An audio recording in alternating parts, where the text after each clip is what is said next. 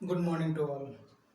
पिछले क्लास में हम लोग एपी को देख रहे थे, पढ़ रहे थे, जान रहे थे और कुछ क्वेश्चंस को भी सॉल्व किए थे। तो आज हम लोग फिर कुछ क्वेश्चंस के साथ आगे बढ़ते हैं, है ना, और देखते हैं ऑब्जेक्टिव्स वगैरह कितने आसान तरीके से हम लोग बना पाते हैं, चीज़ों को कितना इजी वे में आगे लेके बढ़ सकते हैं। चलिए, तो आज का क्लास फिर हम लोग एपी से स्टार्ट करते हैं, एपी को कुछ कंटिन्यू करते हैं और एपी में कुछ क्वेश्चंस को देखते हैं, कुछ नई चीज़ों को और सीखते हैं। जैसे कोई क्वेश्चंस हम लेते हैं ना, क्वेश्चंस मान लेते हैं कुछ ऐसे, कुछ भी एपी का कोई फॉर्म दिया गया, एपी का कोई फॉर्म दिया गया, मान लेते हैं कुछ भी फॉर्म हो, 3, 5, 7, 9, इस तरह से 3, 5, 7, 9, 11 इस तरह से दिया गया। ठीक है, इस तरह से कोई टर्म दिया गया, डॉट डॉट करके दे दिया, मतलब कुछ भी टर्म है, ये कहाँ तक है पता नहीं है, ये टर्म कहाँ तक है पता नहीं है, 3, 5, 7, 9, 11 ये कहाँ तक जा रहा है, इसके बारे में हम लोग को कोई आइडिया नहीं है, जानकारी नहीं है। तो हमसे दो चीज मांग लेते हैं, मांग लिया, हमसे पूछेगा nth टर्म क्या है, फाइंड nth टर्म, ए नंबर में nth टर्म पहला, और बी नंबर में कुछ मांग लिया, है ना, nth टर्म मांग लिया, कितना टर्म है। और ऐसे स्थिति में हमसे पूछेगा कि 16 टर्म क्या है या फिर 15 टर्म क्या है, 15 टर्म में कौन सा नंबर है, 15 टर्म में कौन सा नंबर है, ऐसे कुछ भी मांग सकता है। 15 के प्लेस पर 16 हो, 20 हो, 10 हो, उससे क्या मतलब, किसी एक चीज को सीखेंगे। तो ये एपी का एक फॉर्म है, दो चीज आपसे मांग रहा है। क्वेश्चंस आपको किसी भी जॉब से रिलेटेड एग्जामिनेशन में ऐसा पूछा जा सकता है और कोई भी बोर्ड से भी रिलेटेड, तो चीज़ों को अच्छे से जानेंगे, सीखेंगे। देखिए कैसे, अब आते हैं इसका सॉल्यूशन पे, है ना। सॉल्यूशंस पे देखिए कैसे इसको बनाते हैं, सॉल्यूशंस कैसे इसको आसान से बनाएंगे। तो सबसे पहले ये इसको बोलते हैं फर्स्ट टर्म, कितनी बार हम क्लासेस में बोले हैं, इसको बोलते हैं A1 फर्स्ट टर्म, मेरे पास 3 है, उसके बाद A2 मेरे पास 5 है, इस तरह A3 है, A4 है, A5 है ना, ऐसे सबको लिखना जरूरी नहीं है। तो हमसे क्या पूछा, 15 टर्म, मतलब क्वेश्चन में देखिए हमसे पूछा 15, मतलब A15 क्या होगा, यही पूछा है, A15 क्या होगा, मतलब A15 पर कौन सा नंबर आएगा, इसका मीनिंग यही है कि A15 पर कौन सा नंबर आएगा उसी को लिखना है। चलिए देखते हैं। और nth टर्म मतलब नंबर ऑफ टर्म्स। तो देखिए हम क्या करेंगे, सबसे पहले डी निकालेंगे, है ना, सबसे पहले क्या करेंगे, डी निकालेंगे। तो डी इक्वल टू क्या होता है, A2 माइनस A1। देखिए A2 है 5 माइनस A1 मतलब 3 और ऐसे में 2, तो मेरा क्या निकल गया, डी। डी आ गया कितना, 2, डी जान गए हम। अगर हम डी, जिसको कॉमन डिफरेंस, अगर आप हमारे क्लास में न्यू जुड़े हुए हैं, तो डी को क्या बोलते हैं, कॉमन डिफरेंस। ए को क्या बोलते हैं, फर्स्ट टर्म, है ना, A1 लिख भी दिए A1, तो कॉमन डिफरेंस को डी से डिनोट करते हैं। चलिए डी आ गया। हमसे क्या पूछा, देखिए हमसे पूछा एन टर्म क्या होगा, और सबसे पहली बात है n term, number of terms कितना है, नंबर ऑफ टर्म्स कितना है। तो देखिए नंबर ऑफ टर्म्स जानने के लिए, है ना, हम लोग क्या जानते हैं, वी नो डेट, इसको एकदम अच्छे से बनाएंगे, वी नो डेट। देखिए we know that a n is equal to a plus n minus 1 into d. देखिए फॉर्मूला बताए थे, ए एन एन टर्म जिसको बोलते हैं, a plus n minus 1 into d. अब देखिए यहाँ पे मेरे पास ए है, ए गिवन है ना, और डी भी मेरे पास 2 गिवन है, एन हमसे पूछ रहा है, और इस तरह से मान लेते हैं ये 16 टर्म दिया गया या 15 टर्म दिया गया। तो 15 टर्म होगा क्या वो पूछ रहा है, लेकिन 15 टर्म है, मान लेते हैं टोटल नंबर ऑफ टर्म्स 15 है, नंबर ऑफ टर्म्स, है ना, एन, यहाँ पे ए एन, इसका कुछ वैल्यू दिया जा सकता है, कुछ भी बोल सकता है ना। तो कैसे फाइंड आउट करते हैं, चलिए देखते हैं। मान लेते हैं यहाँ पर ए एन, तो ए एन को हम रहने देते हैं। ए का वैल्यू मेरे पास 2, एन का वैल्यू हमसे पूछ रहा है और डी का वैल्यू है ए का वैल्यू कितना है 3 और डी का वैल्यू कितना है 2। अगर इसको सॉल्व करेंगे तो होगा 3 प्लस, देखिए 2 को साथ एन मल्टीप्लाई होगा तो 2n, अब -2, तो अब 3 - 2 मतलब 1, तो क्या होगा 2n + 1। किसका वैल्यू आएगा ए एन का। ए एन मतलब हम लोग इसको लास्ट टर्म से भी जानते हैं, समझ में आ रहा है, लास्ट टर्म से। तो हमसे अगर लास्ट टर्म पूछता, ए एन पूछता, तो हम लिखते 2n + 1, कोई दिक्कत। अब देखिए हमसे पूछा 15 टर्म्स, 15 टर्म क्या होगा, 15 टर्म क्या होगा। तो देखिए इसी में साइड में बनाते हैं 15 टर्म। 15 टर्म क्या होगा यहाँ पर बनाते हैं। देखिए 15 मतलब होता है A15, और हम कई बार बोले हैं A + 14D को बोलते हैं A15, A + 14D को A15 बोलते हैं। अगर 15 है तो यहाँ पे 14 लेते हैं, अगर यहाँ पे 10 होता तो यहाँ पे 9 लेते, यहाँ पे 20 होता तो यहाँ पे 19 लेते। ऐसे में देखिए A15 अगर आपसे मांगा है, A का वैल्यू है 3 + 14 और D का वैल्यू है 2, तो 3 + 28 और कितना हो गया 31। इसका मतलब क्या है कि A15 मतलब 15 टर्म्स में जो नंबर मेरा आएगा वो नंबर कितना होगा 31। जैसे यहाँ पर A1 में क्या आया है 3, A2 में क्या आया है 5, A3 में क्या आया है 7, ऐसे A15 में क्या आता 31। AN जैसे जिसको लास्ट टर्म बोलते हैं, क्योंकि मेरे पास n डिफाइन नहीं है ना, तो हम लोग बोल सकते हैं 12 + 1। अगर n गिवन होता, नंबर ऑफ टर्म्स n अगर गिवन होता, तो फिर हम यहाँ पे n का वैल्यू को रख सकते थे, जैसे 15, 10, 11, कुछ भी जो भी गिवन होता उसको रख देते। तो चीज़ें एकदम स्पष्ट होनी चाहिए, कहीं कोई दिक्कत नहीं होना चाहिए। चलिए फिर और देखते हैं, है ना, और आगे बढ़ते हैं, देखते हैं क्वेश्चंस। तो क्वेश्चंस बहुत सारा है, आप हमारे चैनल पे बने रहें, है ना, द इल्यूजन्स पे बने रहें। चैनल को सब्सक्राइब करें, बेल आइकन को प्रेस करें, जिससे रेगुलर अपडेट्स आपको मिलती रहे। और फिर अब एक नेक्स्ट क्वेश्चंस पे आते हैं, इसको रफ कर दे रहे हैं कुछ न्यू क्वेश्चंस के साथ, स्क्रीन पे आते हैं। चलिए अब मान लेते हैं कुछ क्वेश्चन ऐसा है 14, 9, 9, 4, 14, 9, 4, -1, -6। चलिए क्वेश्चन है। अब यहाँ पे थोड़ा सा इसको और अच्छे से समझेंगे। मान लेते हैं फाइंड आउट करने के लिए बोला, फाइंड करने के लिए बोला, पहला ए नंबर में nth टर्म, और बी नंबर पे आपसे बी नंबर पे ये पूछे कि इसका 12 टर्म कितना होगा, मतलब A12 = व्हाट, अभी बना के बताए थे। A12 मतलब A + 11D, इसका मतलब A का भी वैल्यू आपको चाहिए और D का भी वैल्यू चाहिए। अगर हम दो वैल्यू बना पाते हैं, निकाल पाते हैं, जान पाते हैं, तो फिर मेरा A12 का वैल्यू आसानी से बन जाएगा। ये क्वेश्चंस सेम प्रीवियस क्वेश्चंस के जैसा ही है, थोड़ा देखते हैं स्पीड में, है ना, जल्दी में, ताकि जिससे एक न्यू क्वेश्चंस फिर आपके सामने स्क्रीन पे बता सकें। अब nth टर्म मतलब नंबर ऑफ टर्म्स कितना है, तो देखिए number of terms nth term जैसे पूछा जा रहा है, कैसे बनाते हैं। हम A1 जानते हैं यहाँ पर 14 है, A2 जानते हैं यहाँ पर 9 है, जान रहे हैं। तो अब इसको थोड़ा सा D हम लोग जानते हैं, D क्या A2 - A1 मतलब 9 - 14, तो कितना होगा -5 नेगेटिव में -5। तो मेरे पास D आ गया, और इसके साथ ही A भी मेरे पास है। A12 ऐसे निकल जाएगा A + 11D। लेकिन हम nth टर्म, nth मतलब नंबर ऑफ टर्म्स, तो nth टर्म कैसे जानते हैं, nth जानते हैं an से, A + n - 1 × D।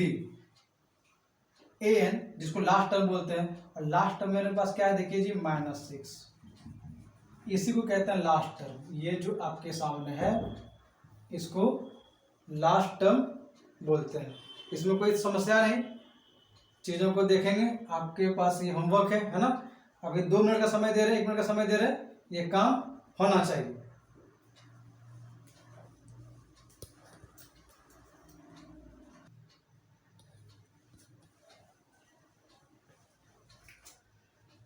चलिए 2 मिनट का समय दिए थे जिससे आप इसको बना सकें, फिर कंटिन्यू करते हैं, चीज़ों को देखते हैं। तो ये -6 है क्योंकि ए एन है लास्ट टर्म मेरे पास, और ए का वैल्यू मेरे पास 14 है, प्लस एन का वैल्यू मेरे पास नहीं है, लेकिन डी का वैल्यू है क्या -5। देख लीजिए डी का वैल्यू -5 मेरे पास ऑलरेडी गिवन है। तो ऐसे में इसको सॉल्व करेंगे, -6 14 प्लस, देखिए अभी n-1 इंटू -5 रहने देते हैं, और यहाँ पे जो एक चीज़ करेक्शन करना है, करेक्शन क्या करना है, करेक्शन करना है कि जो 14 है ना, इस 14 को हम क्या करेंगे इधर ले आएंगे, -6 और -14। क्यों -14? क्योंकि ये प्लस में है, इधर आएगा तो नेगेटिव साइन में होगा, और ऐसे में माइनस प्लस साइन किसका, नेगेटिव का। 14 प्लस 6 20, और n-1 इंटू -5, और अब देखिए ये नेगेटिव कैंसिल, 5 4 जा 20। तो मेरे पास क्या आया, देखिए मेरे पास आया, इधर हम लिख देते हैं ना साइड में बगल में, क्या मेरे पास क्या आ गया, n-1 equal to 4, n-1 is equal to 4, तो n is equal to 1 plus 4 is equal to 5, n का वैल्यू 5। तो नंबर ऑफ टर्म्स जो है 5 है, ये हम लोग जान गए। नंबर ऑफ टर्म्स कितना 5 है अकॉर्डिंग टू द फॉर्मूला। लेकिन ऐसे अगर हम काउंटिंग करें A1 A2 A3 A4 A5, तो नंबर ऑफ टर्म्स 5। लेकिन जरूरी नहीं है कि इतना ही छोटा दिया हुआ रहेगा, बहुत बड़ा भी दिया जा सकता है, बीच में डॉट डॉट दे देगा, लास्ट टर्म लिख देगा। उस समय आपको यही फॉर्मूला यहाँ पे जो लिखे हैं ए एन लास्ट का टर्म वो अप्लाई करना होगा, तभी आप एंड टर्म्स निकाल सकते हैं। तो बच्चे कंफ्यूज करते हैं, हम देखें कई बार स्कूल में या और कोई आप जहाँ पे पढ़ाई लिखाई से रिलेटेड प्लेस होता है ना, ट्यूशन में क्या देखते हैं, एन और ए एन में कंफ्यूज कर जाते हैं। एन मतलब number of terms, a n मतलब nth टर्म, लास्ट टर्म। ठीक है, अब आते हैं क्वेश्चंस को आगे बढ़ाते हैं, नेक्स्ट क्वेश्चंस की ओर आते हैं। चलिए इसको रफ करते हैं, आप लिखते चले मेरे साथ, सॉल्व करते चले, मैथ्स को है ना इंटरेस्टिंग बनाए, इसको बहुत ज़्यादा इंटरेस्टिंग बनाए जिससे दिक्कत ना हो। ये मेरा एपी है ना, एपी है, ए और पी, अर्थमेटिक प्रोग्रेशन है ना। थोड़ा सा हम लोग सीखेंगे, चीज़ों को जानेंगे। चलिए देखिए आगे बढ़ते हैं नेक्स्ट क्वेश्चंस की ओर। नेक्स्ट क्वेश्चंस में मान लेते हैं कि आपसे कोई टर्म का वैल्यू पूछे, जैसे अभी कैसे 16 15 टर्म्स का वैल्यू पूछा गया था। एक एपी आपके सामने देते हैं 4, ठीक है, 4 होल 1/2, ठीक है, 15 या फिर 5 लिख देते हैं 5,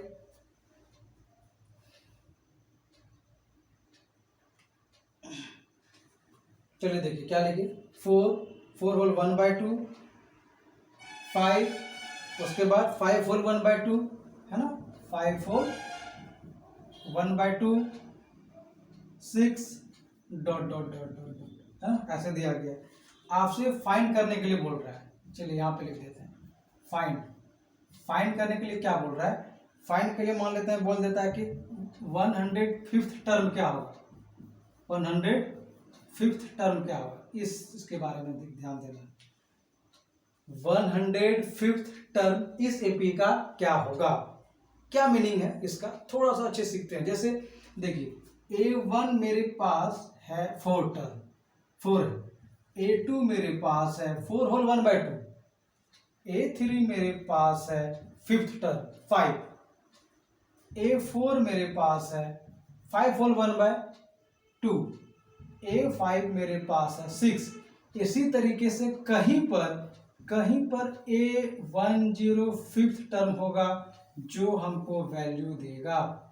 क्या ये बात समझ में आ रही है? यही बात बच्चा नहीं सीखता है, यही बात नहीं सीख पाता है। उससे मांगा क्या जा रहा है? देखिए, हमको जाना कहाँ है, डेस्टिनेशन अगर हम जान जाए, समझ में आ जाए, तो फिर हम उस चीज़ों को अचीव कर सकते हैं, है ना, वहाँ तक हम जा सकते हैं। जाना कहाँ, ये जानना बहुत जरूरी है।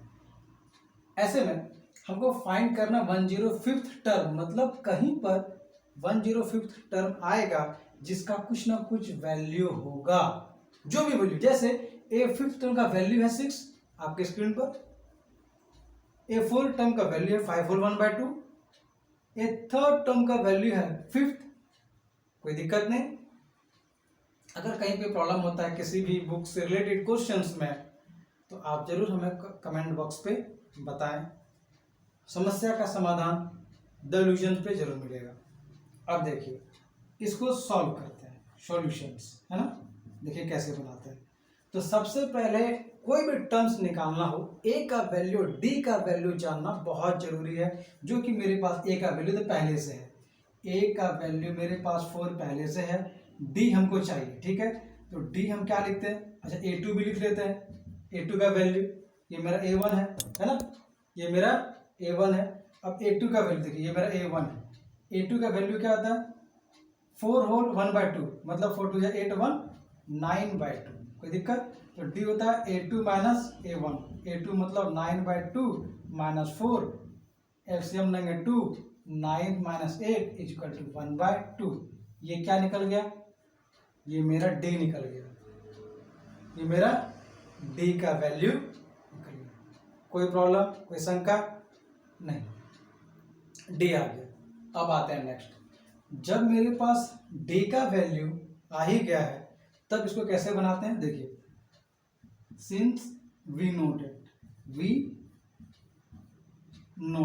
देखिए एक एक स्टेप से आपको बता रहे हैं। वी नोटेड क्या, हमसे पूछा गया 105th टर्म, तो हम क्या लिखते हैं, ए प्लस जी, जितना यहाँ पे रहता है। आप हमारे अगर चैनल पे न्यू जुड़े हुए हैं, पहली बार वीडियो को देख रहे हैं, तब भी हम यही कोशिश करेंगे कि आपको समस्या नहीं होना चाहिए, दिक्कत प्रॉब्लम नहीं होना चाहिए। तो ऐसे में 105 से एक कम, तो यहाँ पे क्या लिखेंगे, 105 से एक कम, ऐसे में यहाँ पे लिखेंगे, ब्रैकेट नहीं लगाते हैं, है ना, 104D।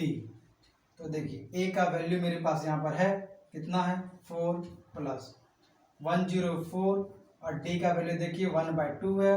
2 के साथ रिड्यूस करेंगे, 2 5 जा 10, 2 2 जा 4, तो मेरे पास क्या आ गया, 4 प्लस 52, 4 प्लस 52 मिलकर कितना हो गया, 56।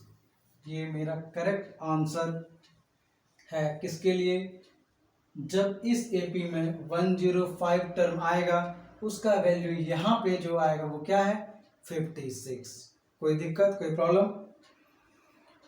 इस तरह से देखिए क्वेश्चंस जो है ये बहुत ही ज़्यादा इंपॉर्टेंट है। कई बार सीबीएसई के एग्जाम्स में पूछा गया है, कई बार, और सेंट्रल बोर्ड्स एग्जाम में अगर पूछा जा रहा है, इसका मतलब सेंट्रल बोर्ड से ही जॉब्स का क्वेश्चंस बनता है। जो भी आप प्रिपरेशंस कर रहे हैं, एजेंसीज क्वेश्चंस वगैरह बनाती हैं, है ना, पैटर्न सेट करती हैं, तो फिर सेंट्रल से आप सीख सकते हैं। ये चीज़ें आपके लिए आसान हो जाएगी अगर आप घर में बैठ के मेहनत करते हैं, एक एक वीडियो को वॉच करते हैं, कहीं प्रॉब्लम नहीं होगा मैथमेटिक्स में। चलिए अब आगे बढ़ते हैं। तो कोई दिक्कत नहीं, कोई भी टर्म्स आपसे पूछा जाए तो आप निकाल सकते हैं। बस ए का वैल्यू और डी का वैल्यू अगर आप जान गए, सोचिए एपी आप जान गए, इससे ज़्यादा और कुछ नहीं है, बहुत ही आसान है। मैथमेटिक्स में सबसे इजी चैप्टर जो है एपी है ना, बहुत ही आसान। अब आते हैं नेक्स्ट क्वेश्चंस को लेके, है ना, फिर देखते हैं, कुछ नई चीज़ों को सीखते हैं, जानने की कोशिश करते हैं। चलिए मान लेते हैं अभी तक एन के फॉर्म में आपको एपी नहीं बताया है, डिजिट में बताया है ना, 4 हो, 3 हो, 5 हो, 1 हो, एन के फॉर्म में हम लोग नहीं देखे हैं। चलिए एन के फॉर्म में देखते हैं। मान लेते हैं कि कोई एपी का फॉर्म ऐसे हो, देख लीजिए 5n-2, 5n-2, ठीक है। आपसे फाइंड करने के लिए पूछा जाए, फाइंड करने के लिए आपसे पूछा जाए फर्स्ट टर्म मतलब ए, फर्स्ट टर्म को हम लोग क्या बोलते हैं, ए बोलते हैं। और दूसरा नंबर में मान लेते हैं 18 टर्म, 19th टर्म है ना, 19th टर्म, फर्स्ट टर्म और 19th। तो जरूरी नहीं है कि 19th ही यहाँ पर होगा, यहाँ पे 10 हो सकता है, 4 हो सकता है, 100 हो सकता है, 1 लाख हो सकता है, कुछ भी नंबर हम लोग ले सकते हैं। बस चीज़ों को जानना है। मेरा यही रिक्वेस्ट है कि आप मेथड सीखिए, क्वेश्चंस और डिजिट पे नहीं जाना है। क्वेश्चंस कोई भी आ सकता है, नंबर कोई भी आ सकता है, लेकिन अगर मेथड्स आप करेक्टली सीख गए फिर कहीं भी प्रॉब्लम नहीं होगा, ये प्रॉमिस है। अब नेक्स्ट देखते हैं। चलिए, तो अभी मेरे पास एपी का फॉर्म है, मतलब ये नहीं सोचना कि कोई नंबर है, ये हमको सोचना है गिवन एक एपी है, इसका मतलब वी है, मेरे पास है। चलिए, मेरे पास सॉल्यूशंस हम लोग देख रहे हैं, है ना, हम लोग सॉल्यूशंस देख रहे हैं।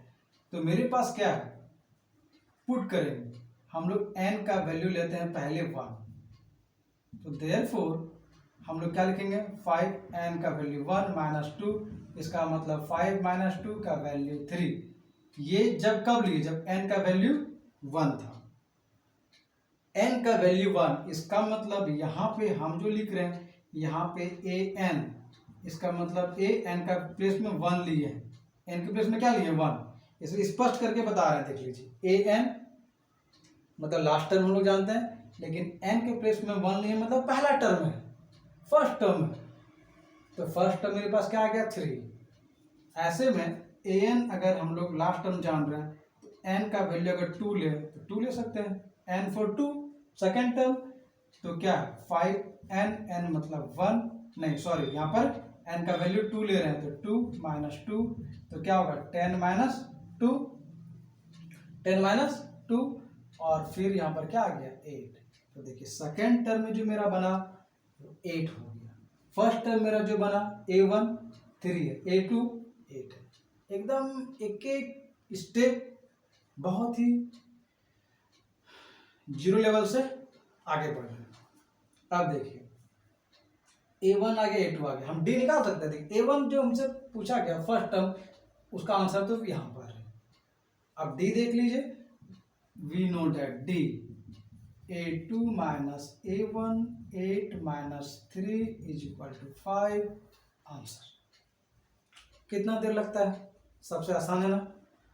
AP चैप्टर्स अर्थमेटिक प्रोग्रेशन बहुत ही आसान तरीके से आपके स्क्रीन पे बताया जा रहा है। आप ध्यान से पढ़िए, घर में प्रैक्टिस कीजिए और आसान हो जाएगा। फिर आप दूसरे को बता सकते हैं, समाज को, भारत को शिक्षित बनाने में अपना योगदान दे सकते हैं। चलिए नेक्स्ट आते हैं कुछ क्वेश्चंस को और लेकर के, है ना, देखते हैं और कुछ क्वेश्चंस को, इसको रफ कर देते हैं।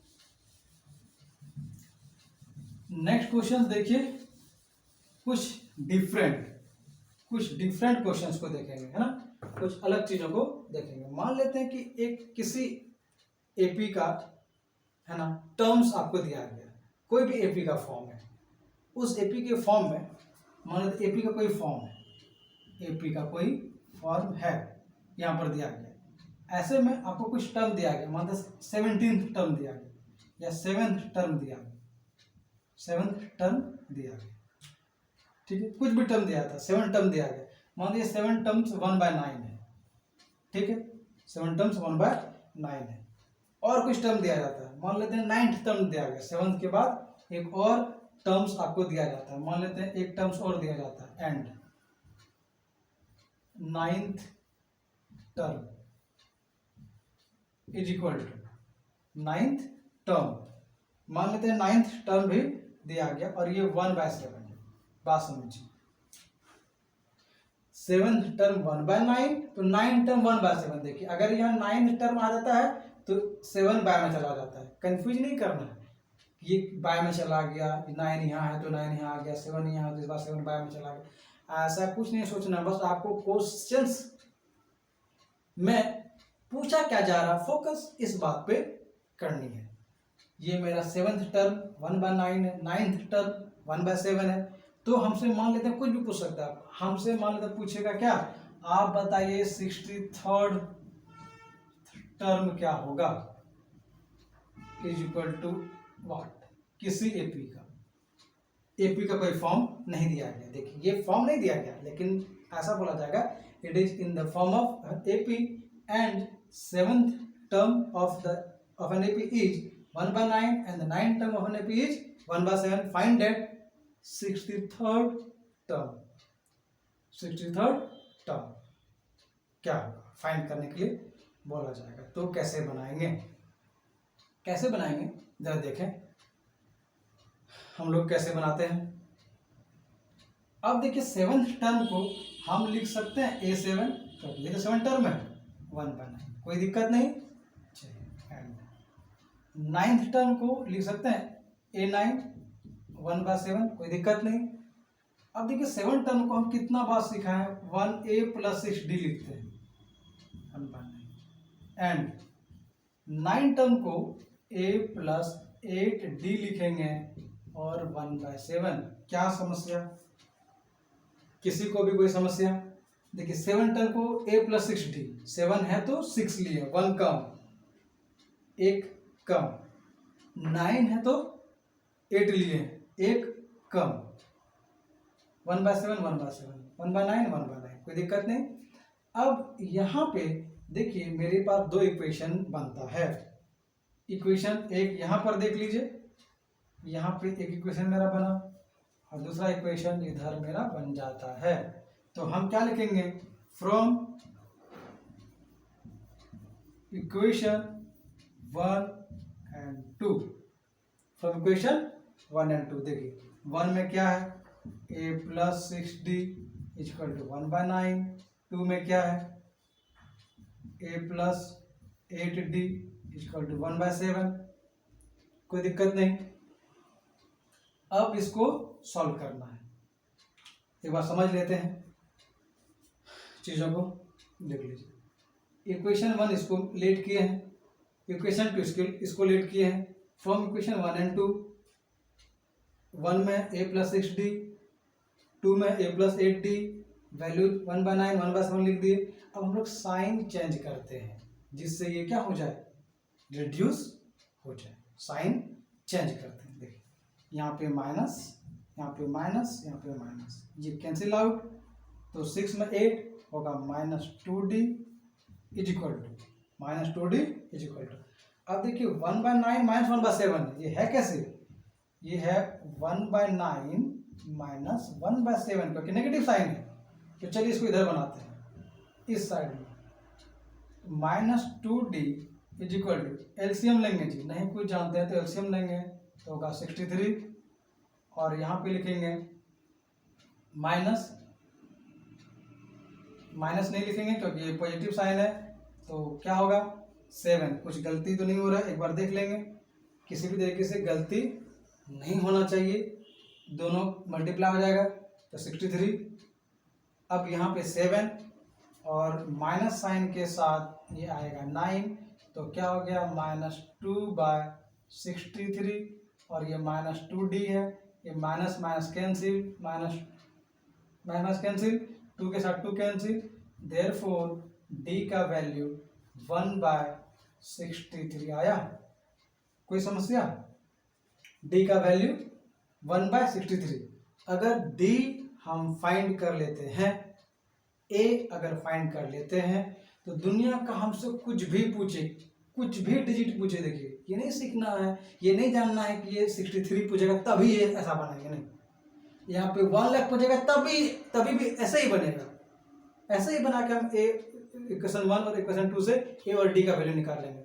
1 लाख पूछे तब भी 10 लाख पूछे तब भी, 100 पूछे तब भी, 10 पूछे तब भी, कोई भी टर्म पूछे माइंड में एकदम सेट कर लेना है।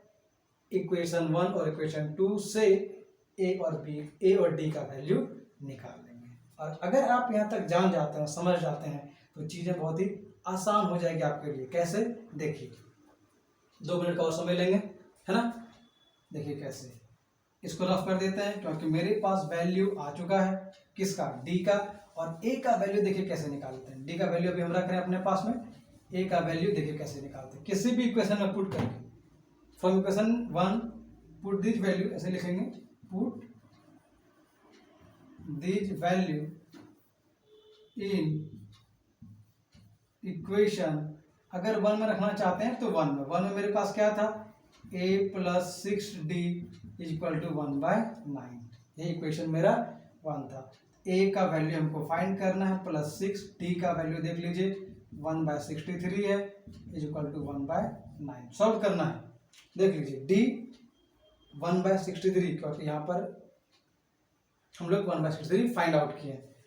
ऐसे में क्या होगा, a का वैल्यू 1/9, ये प्लस में, इधर जाके माइनस, तो क्या होगा 6/63, 6 क्योंकि 6 इंटू 1 6 होगा बाय 63। ये रिड्यूस भी हो जाएगा, अगर आप रिड्यूस करना चाहते हैं तो 3 से, 3 2 जा 6, 3 1 जा 3, 3 2 जा 6, तो ये कितना आ रहा है।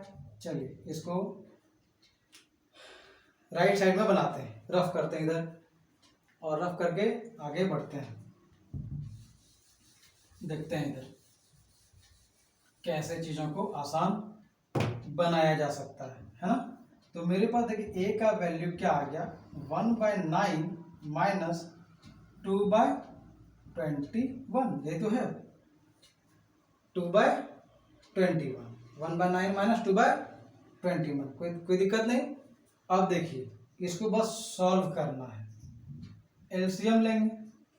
अगर ये नहीं जानते हैं तो 9 और 21 का एलसीएम, 3 से 3 3 जा 9 और 3 से 7 जा 21। अब रिड्यूस होगा क्या, नहीं, तो क्या लिखेंगे 63, कितना आएगा 63, तो कितना टाइम में 7 टाइम में, और ये 3 टाइम में, 3 2 जा 6, है ना। सीखना है यहाँ पर, अगर किसी बच्चे को नहीं आ रहा है तो सीखेंगे। क्या किए हैं, इस दोनों को लिख के यहाँ पर एलसीएम निकालें, 3 3 जा 9, 3 7 जा 21, अब रिड्यूस नहीं होगा तो 3 3 जा 9, 7 जा 63।